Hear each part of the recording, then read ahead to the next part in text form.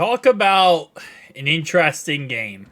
All right, let's do our game preview for the last game of the year versus the Cleveland Brownies. And listen, this Browns roster is amazing. Through and throughout. They have done a lot of things this year, and I give them credit for how well they have dealt with adversity. To all the points that I feel like we have dealt with adversity, they have definitely dealt with it maybe a tad bit more. Losing both their right tackles for the year, losing their quarterback for the year in Deshaun Watson multiple times this season, actually, and then finally losing for the year, losing their star running back for the year, having to deal with a kind of mismatch on offense now that you don't have Nick Chubb, who is your lead guy. Then on defense, their defense is one of the best defenses, period. And they still have injuries and players out for the year on defense. So, definitely a team that has been battered, right? And we're playing them in our house here, and obviously they would love to get a win because they have 12 wins on the season. It's the first time they did it since 1986, was to have a 12-win season.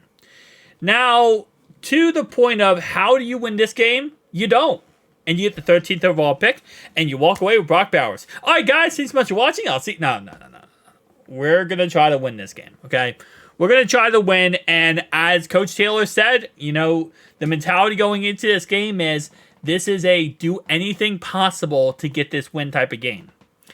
For longevity, this win would hurt us because we get the 17th overall pick with a win. A loss is a 13th overall pick. But for the mentality, I said momentum going into the offseason. Someone said, how do you get momentum going into the offseason? Well, first off, Coach Taylor, if he loses this game, there's going to be a lot of talking. A lot of talking all offseason.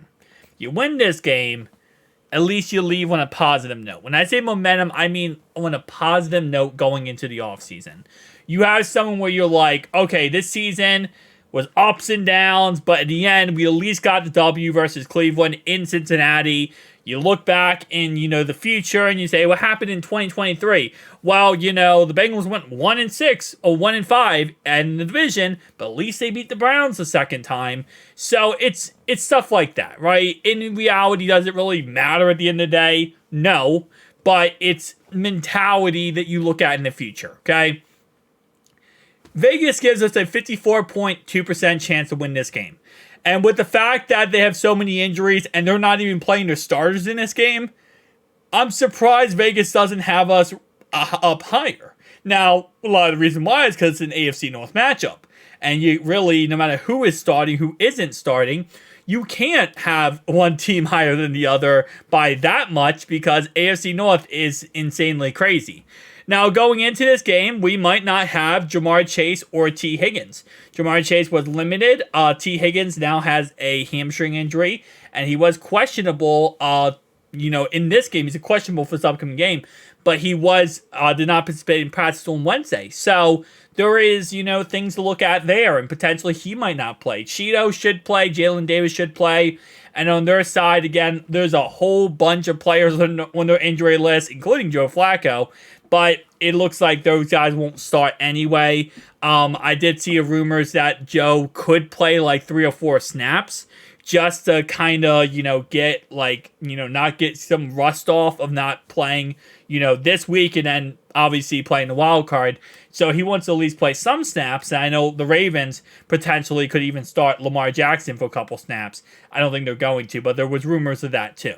Where it's like you don't want a player to play in week 17, not play in week 18, and then play in week 19, which obviously is wild card, and not have played for a couple of weeks. It just usually doesn't work out. The Ravens did it back in 2019, Lamar Jackson's MVP year, and they did not play in week 18. Then they played in the wild card and got destroyed by the Chargers. So you kind of want to make sure you got your guys. You don't want to get them hurt. You don't want to, have them play 0 snaps, but you want them to at least have something in them. So going into this game, let's just be honest, right? It's a game that's very winnable for us. And how do you beat the Cleveland Browns? It's not easy. Even with their backup unit out there, their defense is going to be ferocious. And they want to embarrass us. That has always been their mentality ever since the very beginning. They want to embarrass us. But how are you going to beat this defense, which, again, even as backups, You got to run the damn ball. You got to run the damn ball, and you have to. I feel like I'm saying this every single week at this point, and we never do it. You have to run the damn ball, and you have to wear down their defense. And without Myles Garrett out there, without Zarius Smith, it's going to be a lot easier, right? And we technically have our starting unit out there. But you have to run the damn ball over and over and over again. Don't make this a game where you're passing the ball every single second. You can't win it like that. And you're not going to win it like that. Jake Browning, well, I love the guy, and I think he could be a great quarterback in this league. He definitely has shown in the last couple of weeks that when you rely too heavily on him, problems can start happening. And our offensive line is definitely also a problem that can start happening in this game. So, if you want to win this game, you got to run the damn ball. Number 2, don't get out-coached. Just because they have backups in does not mean they don't still have a, Super Bowl winning defensive coordinator. Doesn't mean they don't still have an amazing head coach in Kevin Stefanski who helps call us the offense. Just because they don't have the starters in doesn't mean the coaching staff is also backups. Zach. So many times this season, and I'm not even going to say just have Zach Taylor stop calling offense, because they're not going to do that. They're going to keep him on the offense coordinator for every single game. But so many times this season, Zach, you have been out-coached. 100%. You can look at the other sideline and say they played a better game, not only player-wise on the field, but coaching-wise on the sideline. And it's been embarrassing. It really has been. How you don't lose this game is you can't get out-coached in this game, Zach. And so far, that has been the problem this whole entire year. So that's number 2. Number 3, you really just got to get pressure, man. And this is where, when they have backups in, you have to see players like Myles Garrett. Love if we had Myles Garrett.